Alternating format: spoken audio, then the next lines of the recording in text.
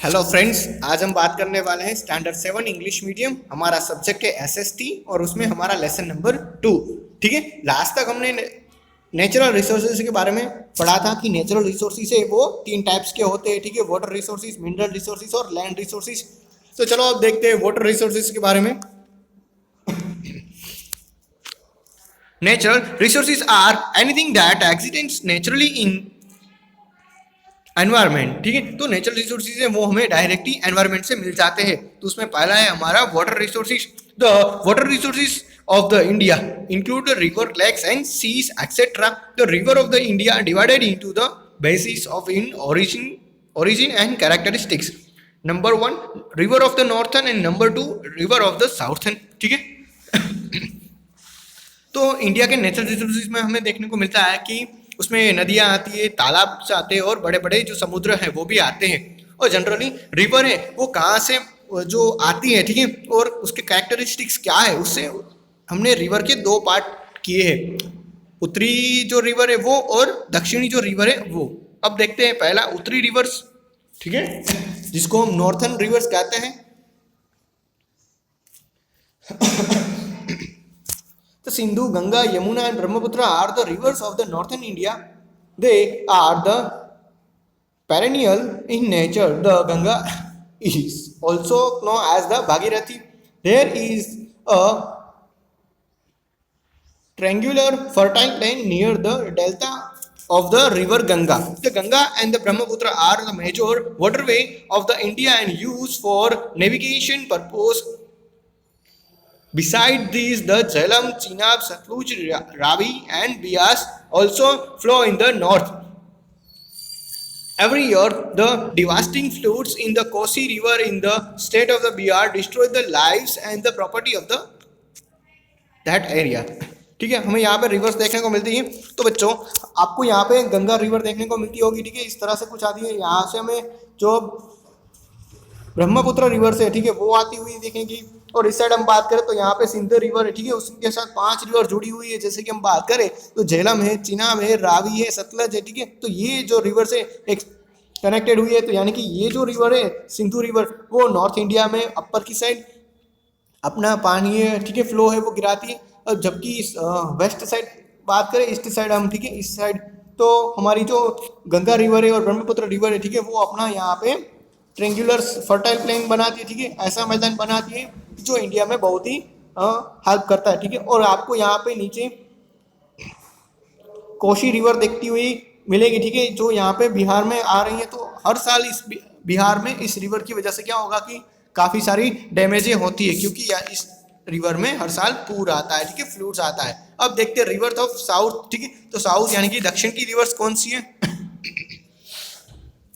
The rivers like a Tapi, Narmada and Mahanadi flows down the mountains in the central India. The Narmada and Tapi flows toward the west and merge in the Arabian Sea, while the Godavari and Krishna, Kaveri, Tungabhadra flows the easternward and merge the Bay of Bengal. This river flows through the uneven surface of the young ground like the high and slopy region and therefore from waterfalls. That is why these rivers are not used as a waterway. They are used for irrigation purpose and production of the hydroelectricity. अब क्या है कि नर्मदा और Tapi river है, ठीक है, वो अपना पानी है वो अरेबियन ओशियन यानी कि जो गुजरात है उसके साइड डालती है। बाकी की जो रिवर्स है, गोदावरी है, कावेरी है, कृष्णा है, तुंगभद्रा है, वो अपना पानी है वो वेस्ट साइड यानी कि समुद्र में वहीं से वो मिलती है।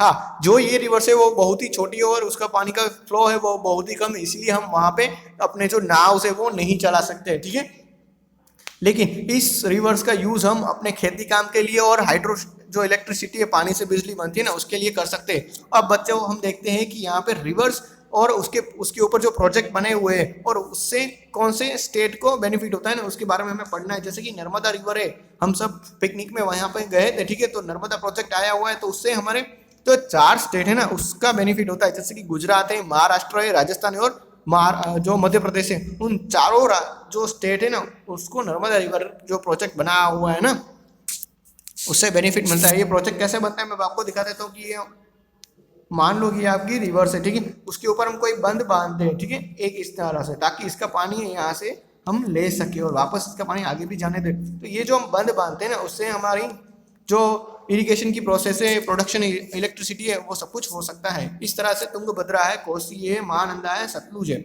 उसके ऊपर तुंगभद्रा के ऊपर तुंगभद्रा, कोसी के ऊपर कोसी, महानंदा है वहाँ पे हीराकुंड है, सतलुज के ऊपर भाखरा नागल प्रोजेक्ट है, ठीक है। और इतने सारे उसको स्टेट है, उसको बेनिफिट होता है।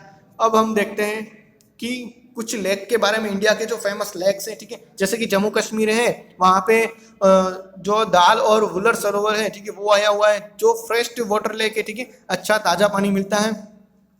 आंध्र प्रदेश है तो वहाँ पे कोलेरू नाम का लेक आया हुआ है फ्रेश वाटर के लिए, अभी भी जाना जाता है। यहाँ पे फ्रेश मतलब कि स्वीट वाटर के लिए, ठीक है, मीठा पानी मिलता है।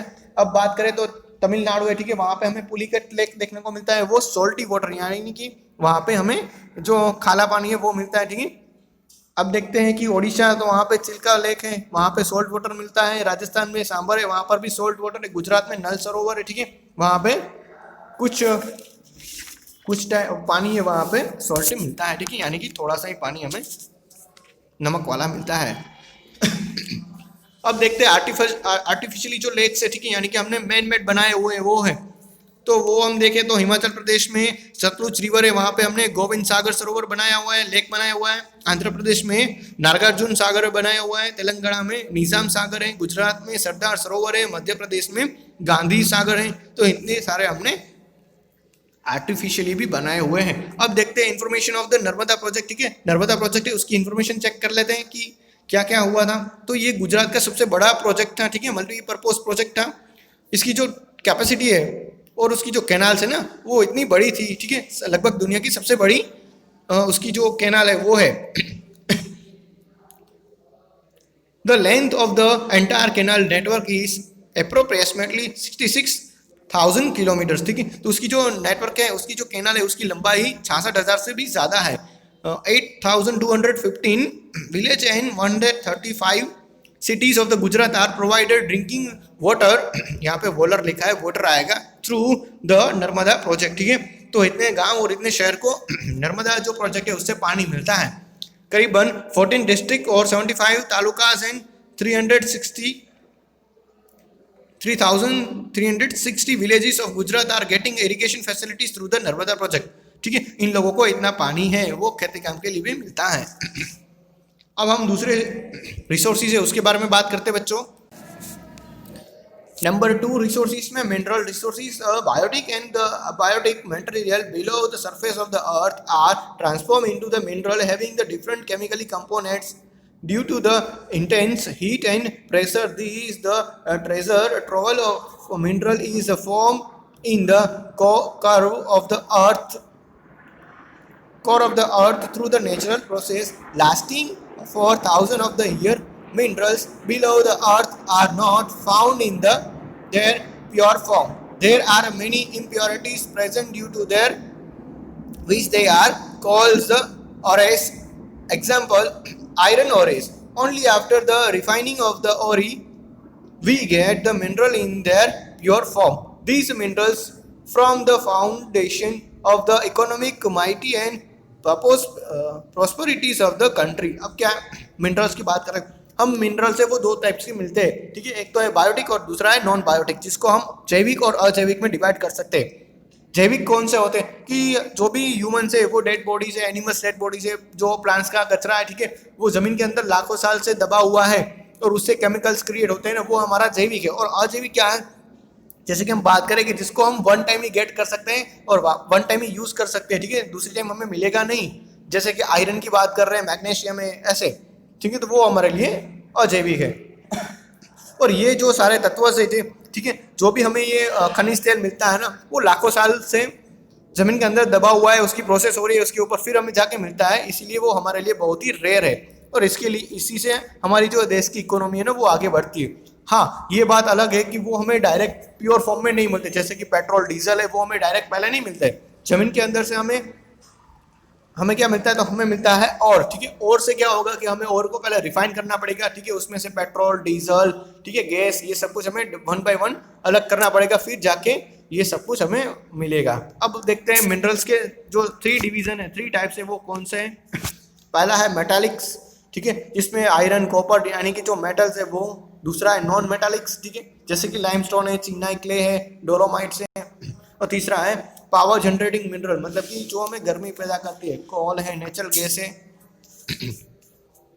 तो यहाँ पे हमें देखने को मिलता है कि कौन से मिनरल्स है और कौन से स्टेट में पाए जाते हैं, ठीक है। तो आप ये 1 बाय 1 पढ़ लेना, ठीक है। जैसे कि कॉपर की बात करें तो आंध्र प्रदेश है, गुजरात है, कर्नाटका है, वेस्ट बंगाल है, महाराष्ट्र है, सिक्किम है, मेघालय है, 1 2 3 4 5 और 6 स्टेट है, उसमें हमें कॉपर देखने को मिलता है। उसी तरह से थोरियम है, वो 2 स्टेट में, राजस्थान झारखंड में देखने को मिलता है। ओके बच्चों, तो ये 1 बाय 1 आपको पढ़ के याद रखना है। अब देखें तो यूज ऑफ मिनरल्स, तो मिनरल्स के यूज़ कौन से हैं, तो मैग्नीज, जो मैग्नीज है, ठीक है, उसका यूज़ हमें केमिकल इंडस्ट्रीज में होता है, ठीक है। पेस्टिसाइड से जो ग्लास है, वर्निश और प्रिंटिंग्स का है, ठीक है, उन इंडस्ट्रियों में यूज़ होता है। ओके बच्चों, तो मैग्नीज है, उसका यूज़ इतनी चीज़ों में होता है। कॉपर की बात करें तो इलेक्ट्रिकल जो वायर है, ठीक है, वायर्स हम देखते हैं ना घर पे, उसमें बनाने में, ठीक है, मटेरियल बनाने में, कलर जो ग्लासेस होते हैं ना वो बनाने में, कॉइन्स और प्रिंटिंग इंडस्ट्री में भी चाहिए। अब बॉक्साइट की बात करें तो वो भी एक इलेक्ट्रॉनिक मटेरियल है, ठीक है, कलर देने के लिए जो एरोप्लेन है उसमें भी होता है, और प्योरिफिकेशन ऑफ केरोसिन, ठीक है, उसके लिए भी यूज़ होता है। मिका की बात करें तो मिका भी एक मेटल की तरह है, जो रेडियो, टेलीफोन, एयरप्लेन है, ठीक है, और गामोफोन है, उसमें भी यूज़ होता है। फ्लोरस्पार्क की बात करें तो फ्लोरस्पार्क क्या है, तो वो इंडस्ट्री में यूज़ होता है, प्लास्टिक इंडस्ट्रीज होती है ना, ठीक है, उसमें भी यूज़ होता है, क्योंकि और हाइड्रोक्लोरिक एसिड है, और anything that things from the चिनाई क्लेस, ठीक है, चिनाई क्लेस से बनने वाली हर चीज़ में भी फ्लोरोस्पार हमें देखने को मिलता है। अब हम थर्ड रिसोर्सेज की बात करें, लास्ट रिसोर्सेज, ठीक है, लैंड रिसोर्सेज, लार्ज एरिया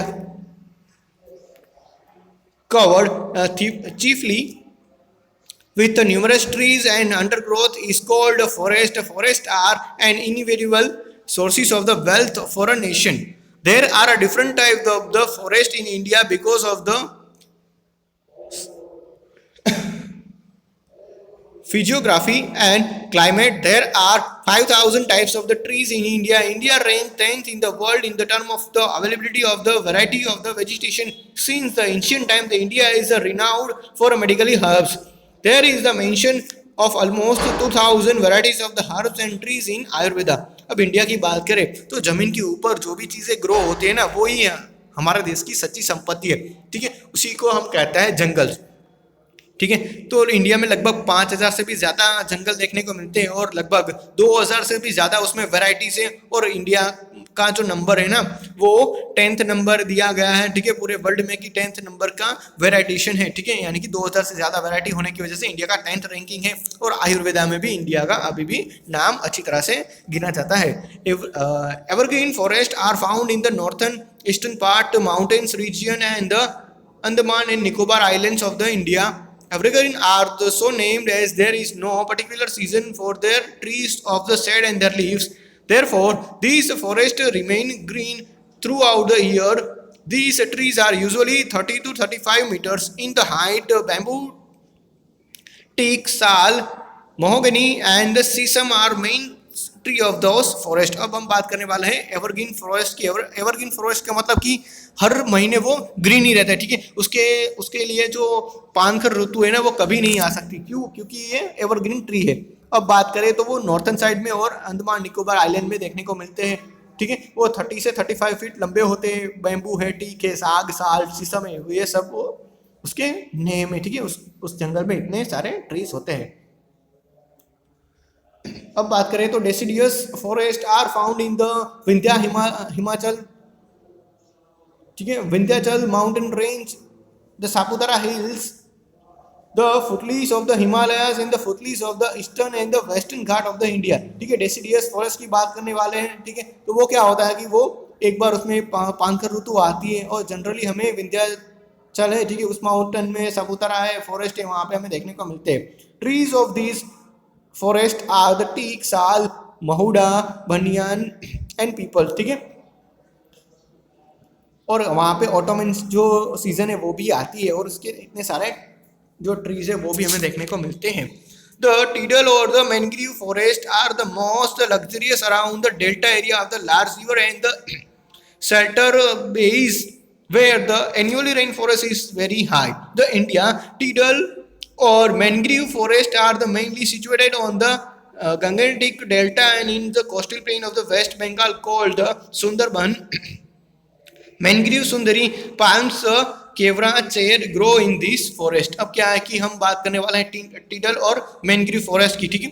वो लग्जरियस जंगल कहा जाता है क्योंकि ये जो ट्रीज है ना वो बहुत ही मुश्किल से पाए जाते हैं, ठीक है, और बहुत ही कम पाए जाते हैं। तो गंगाटिक जो डेल्टा है, मैंने बताया था कि 3 जो रिवर है गंगा और ब्रह्मपुत्र जहाँ से मिलती है, ठीक है, सुंदरवन नाम का डेल्टा क्रिएट करती है। नदियों के पार्ट में हमने पहले पार्ट में देखा हुआ था, तो उसी पार्ट में ये जंगल हमें देखने को मिलता है, ठीक है। तो हाँ, हम बात करने वाले हैं तो मैंग्रीव जो ट्री है ना उसमें सुंदरवन नाम की जगह पे ये होते हैं। साथ साथ बात करें तो सुंदरी है, पाल्म है, केवरा है, चेर है, ये 4 ट्रीज है ना वो मैंग्रीव ट्रीज है। और गुजरात में भी चेर नाम के जो वृक्ष है ना वो मैंग्रीव ट्रीज का ही एक पार्ट है। ओके, जनरली ठंडी के प्रदेश में यह ज्यादा देखने को मिलता है। The thorny forests are found in the northern west Punjab, West Haryana, Rajasthan, and the southern and the western area of the Uttar Pradesh. Trees like spurge and acacia यानी कि cactus and the caper are found in this area, ठीक है। अब thorny forest की बात करें यानी कि सूखे जंगल कहाँ पे मिलेंगे, जहाँ पे पानी कम हो गया, ठीक है। तो पानी कहाँ कम होता है, राजस्थान में होता है। तो राजस्थान में हमें ऐसे कैक्टस है, थॉर्नी है, ठीक है, वहाँ पे हमें देखने को मिलेगा।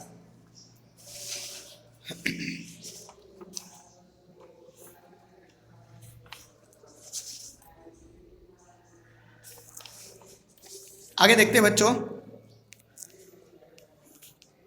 इंपॉर्टेंस ऑफ फॉरेस्ट, ठीक है। तो फॉरेस्ट है, जंगल है, उसका इंपॉर्टेंस क्या है। तो हमें यहाँ पे कुछ पॉइंट दिए गए जिसको हम कैरी करेंगे। जैसे कि बात करें तो boats and the steamers are made from the woods of the sundari of the Sundarbans forest, ठीक है। तो सुंदरी है और जो सुंदरबन से जंगल से जो ट्रीज आए हुए हैं ना उससे हमारी बोट्स बन सकती है, बास्केट से, मैट से, टॉयज है, ठीक है, फर्नीचर है, ये सब हम बैम्बू ट्री से बनाते हैं। तो ब्रूम से, ठीक है, यानी कि झाड़ू है, वो हम पाल्म्स और डेट लीव्स है, ठीक है, उसके जो पत्ते होते हैं ना ट्रीज के, ठीक है, कैक्टस ट्रीज है, उससे हम बनाते हैं। पेपर प्लम्स, ठीक है, यानी कि जो कागड़ का मावा होता है ना वो हम डिओडर जो ट्रीज है, ठीक है, और टर्पेंटाइन है वो हम जो चीट ट्री है ना उससे बनाते हैं। टी बॉक्सिस, ठीक है, जो चाय पत्ती के बॉक्सिस आते हैं, माचिस बॉक्स आता है ना, वो सब हम लगभग डिओडर ट्रीज और चीट ट्री से ही बनाते हैं, ठीक है। अब बात करें तो सीलिंग वैक्स, ठीक है, फॉर यूजिंग मेकिंग वार्निश, ठीक है, तो वार्निश नाम के ट्रीज से बनता है, ठीक है। इंक है जो प्रिंटिंग के लिए यूज होती है, और material for the electronic device and gramophone, तो ये सब हम चीज उससे ही पाते हैं। अब हमें देखना है कि हम कंजर्वेशन किस तरह से कर सकते हैं, ठीक है, हमें ट्रीओ को किस तरह से बचा के रख सकते हैं। देखो हम कुछ फॉलोइंग पॉइंट्स है उसको कंसिडर करके ट्री को अच्छी तरह से बचा सकते हैं। Cutting down the trees is forbidden, several punishment will be given those who cut the trees, ठीक है। तो हमें याद रखना चाहिए कि कटिंग करने का जो प्रोसेस है ना वो ही इलीगल बना देना चाहिए, यानी कि कोई भी ट्री को काटेगा ना तो वो इलीगल हो जाएगा और उसके लिए उसको पनिशमेंट भी दी जाएगी। ऐसा कर सकते हैं। Tree should be grown on the water land and the people should be motivated toward the afforestation. तो ट्रीज है जहाँ पे वाटर लैंड से, ठीक है, जहाँ पे वेस्ट लैंड है, ठीक है, जहाँ पे कोई रहता नहीं ना, हमें वहाँ पे भी ट्री ग्रो करने चाहिए ताकि हम वहाँ पे लोग हैं उसको रहने के लिए बुला सकते हैं। Sources of the energy like a solar energy, biogas and energy of the renewable sources of the energy be used more, ठीक है। तो ऐसे सोर्सेज जैसे कि जो सोलर एनर्जी है, बायोगैस है, वाइन एनर्जी है, ठीक है, जो वापस हमें मिल सकती है ना उसका यूज हमें ज्यादा करना चाहिए, ठीक है, इसीलिए हम ट्रीओ को कम से कम काट सकें। People should be alert and made aware about the afforestation and necessary help should be provided। तो लोगों की सोच है ना जो फॉरेस्ट कट करने की, जंगलों को खत्म करने की, वो धीरे धीरे हमें कम करनी चाहिए और उसको एजुकेटेड करना चाहिए, ठीक है। आगे देखते हैं हम। More forest research institution should be established to develop the forest scientifically. अब क्या है कि हमें जंगलों के लिए अच्छे जो रिसर्च इंस्टीट्यूशन है, ठीक है, वो हमें क्रिएट करने चाहिए। साथ साथ हमें उसके लिए साइंटिस्ट है, ठीक है, वो भी हमें उसके बारे में भी हमें पढ़ाना चाहिए, ठीक है, कि किस तरह से हम ट्रीज है ज़्यादा से ज़्यादा जो वैज्ञानिक तौर तरीके से ग्रो कर सकते हैं और इसी तरह से हम एनवायरनमेंट है उसका अच्छी तरह से संभाल के रखेंगे। अब देखते हैं प्रोजेक्ट वर्क में, ठीक है। तो प्रोजेक्ट वर्क बच्चों आपके लिए, तो आप प्रोजेक्ट वर्क अच्छी तरह से कर लेना। अब देखते हैं नेक्स्ट में वाइल्ड लाइफ रिसोर्सेज। तो वाइल्ड लाइफ यानी कि जो जंगल का जीवन है वो किस तरह का होता है उसमें देखते हैं। तो उसमें मैं कुछ डिफरेंट बर्ड्स और एनिमल्स के बारे में डेटा दिया गया है, तो हम पहले वहीं से पढ़ते हैं कि elephants found in the Karnataka, Kerala और आसाम, ठीक है। तो एलिफेंट से वहाँ इन 3 स्टेट में पाए जाते हैं, ठीक है। और large mammal of the India है, ठीक है। एलिफेंट है वो इंडिया का सबसे बड़ा मैमल है, ठीक है, लैंड में। और वो किसके लिए यूज होता है, तो वो बड़े बड़े जो लकड़ियाँ होती है ना उसको कैरी करने में, यानी कि एक जगह से दूसरी जगह उठाने के लिए, ठीक है। और वन जगह से दूसरी जगह जंगलों में जाने के लिए भी यूज होता है, ठीक है। अब देखते हैं one horn rhino found in the India is an unique animal, ठीक है। They are found in the marshy area of the Assam and the West Bengal, ठीक है। तो मतलब कि एक सिंगी गेंडा जिसको कहा जाता है वो एक यूनिक एनिमल है जो सिर्फ आसाम और वेस्ट बंगाल में ही पाया जाता है, ठीक है। अब देखते हैं वाइल्ड आस यानी कि जंगली गधा। ये रहा,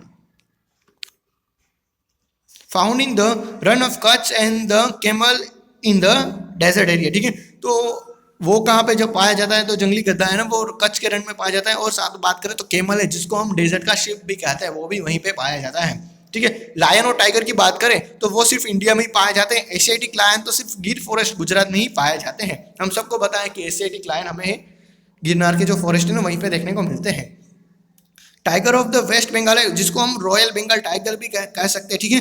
तो one of the 8 species of the world, ठीक है। तो टाइगर की जो मुख्य 8 जातियां है ना उसमें से एक जो जाति है वो है हमारी रॉयल बंगाल टाइगर, ठीक है। जो बंगाल के टाइगर है वो हमें कहाँ पे देखने को मिलती है, मध्य प्रदेश है, वेस्ट बंगाल है, उत्तराखंड है, ठीक है, वहां पे हमें देखने को मिलती है। और कभी कभार तो हिमालय में भी देखने को मिलती है। तो टिबेटियन बियर्स है, ठीक है, वो सिर्फ हिमालय रीजन में और डेडियापाड़ा फॉरेस्ट में ही और गुजरात में पाए जाते हैं। तो 2 जगह पे पाए जाते हैं। टिबेटियन बियर्स है वो हिमालय में और डेडियापाड़ा फॉरेस्ट में भी पाए जाते हैं। लेपर्ड है, हैना है, ठीक है। और ब्लू बुल है, ठीक है, जिसको हम नीलगाय भी कहते हैं। वुल्फ, ब्लैक बग, डियर है, वो भी पूरे इंडिया में पाए जाते हैं। Variety of the birds are also seen in India, ठीक है। तो इंडिया में भी कई सारे बर्ड्स है वो पाए जाते हैं। तो यहाँ पे कुछ बर्ड्स के नेम दिए गए, तो आप एक बार अच्छी तरह से पढ़ लेना। जैसे कि डक है, ईगल है, पैरोट्स है, ठीक है, पिजन है, माइंथा है, ठीक है। ये सब कुछ वो बर्ड्स की प्रजाति है, ठीक है। जो डिफरेंट बर्ड्स होते हैं ना वो, जिसमें पिकॉक की बात करें तो पिकॉक है वो हमारा नेशनल बर्ड भी है। जो मोस्ट ब्यूटीफुल बर्ड है वो भी कहा जाता है। अट्रैक्टिवनेस है उसका वो उसके पीछे है, ठीक है, उसके फीदर है। जो क्रेन्स है, ठीक है, 1.5 मीटर टॉल होते हैं, ठीक है, क्रेन्स। एंड जो ग्रेट इंडियन बस्टर्ड है, ठीक है, जिसको हम कहते हैं घोराड, ग्रेट इंडियन बस्टर्ड, जो गुजरात में पाए जाते हैं, जिसको हैवीएस्ट बर्ड भी कहा जाता है, ठीक है। घोराड है वो राजस्थान में पाए जाते हैं बच्चों। ओके, अब देखते हैं हम रूडी सेलडक, ठीक है, जिसको हम सुरखाब भी कह सकते हैं। सुरखाब है वो हमारे रन ऑफ कच्छ में यानी कि गुजरात में पाए जाते हैं। अब बात करें तो केवला देव बर्ड से सेंचुरी है जो राजस्थान में आई हुई है, ठीक है, वो वर्ल्ड की सबसे बड़ी सेंचुरी है। लगभग 2.5 लाख जो बर्ड्स है ना वो वहीं पे पाए जाते हैं। नल सरोवर गुजरात की बात करें तो वहाँ पे माइग्रेटर्स बर्ड आते हैं, ठीक है। माइग्रेटर्स का मतलब होता है विदेशी बर्ड्स यहाँ आते हैं। फिश की बात करें तो फिश में भी कई सारे टाइप्स होते हैं, ठीक है, जैसे कि लिखा हुआ है कि मैकरेल, लॉबस्टर, बॉम्बे डक्स, ठीक है। तो पॉम्फ्रेट है, यह सब फिश की और डिफरेंट टाइप्स हैं। तो हम मैप की बात करें तो मैप में भी हमें दिखाया गया कि कौन से एनिमल्स कहाँ कहाँ देखने को मिलते हैं, ठीक है। अब हम बात करने वाले हैं नेशनल सेंचुरी। नेशनल सेंचुरी क्या होता है? एक ऐसी चीज़ होती है, ठीक है, जहाँ पे जो एनिमल्स होते हैं ना वो अपने आप अपनी इच्छा से घूम सकते हैं, ऐसी चीज़ है, ठीक है। उसके प्रोटेक्शन के लिए हमने बनाई हुई है, उसका एक होम कह सकते हैं। तो काजीरंगा है, आसाम में आया हुआ है, वहाँ पे कौन से एनिमल्स देखने को मिलते हैं? तो वहाँ पे हमें हिपोपोटेमस, वाइल्ड बफेलो और डियर देखने को मिलते हैं। उसी तरह से हमें यहाँ पे सारे के सारे जो नेशनल सेंचुरी है, ठीक है, 9, उसके बारे में डेटा दिया गया है। तो आप एक बार उसको अच्छी तरह से पढ़ लेना। अब बात करते हैं preservation and conservation of the natural resources. तो हमें नेचुरल रिसोर्सेज है उसको क्यों कंजर्वेशन करना चाहिए, उसका ध्यान क्यों रखना चाहिए? क्योंकि देखो जिस तरह से हम उसका हैवियर यूज़ कर रहे हैं ना तो हमें लगता है कि वो फ्यूचर में ख़त्म हो जाएंगे। और दूसरी जो पीढ़ी है, आने वाली जो पीढ़ी है ना, वो ऐसा देख ही नहीं पाएंगे कि ये कौन सी चीज़ है, ठीक है। शायद हम बात करें कि लायन हमने देखे हुए, ठीक है, देखे थे, ठीक है, तो वो कहेंगे कि लायन क्या होते हैं, तो ऐसी चीज़ें ना हो फ्यूचर में, और ये जो चीज़ें हैं वो अब नेक्स्ट टाइम भी नेक्स्ट जनरेशन में चली रहे, इसके लिए हमें उसका ध्यान रखना चाहिए और उसका कंजर्वेशन भी करना चाहिए। ठीक है, अब हम सीधा आते हैं एक्सरसाइज में। तो हमें क्वेश्चन आंसर दिए गए हैं कि how is the climate near the sea coastal of the India. ठीक है, तो सी कोस्टल एरिया में कौन सी होती है, तो मैंने आपको बताया था, ठीक है, कि जो वेस्टर्न घाट ईस्टर्न घाट वाला हमने डिस्कस किया था कि कौन सी जो बारिश होती है, मॉडरेट टेम्परेचर होता है।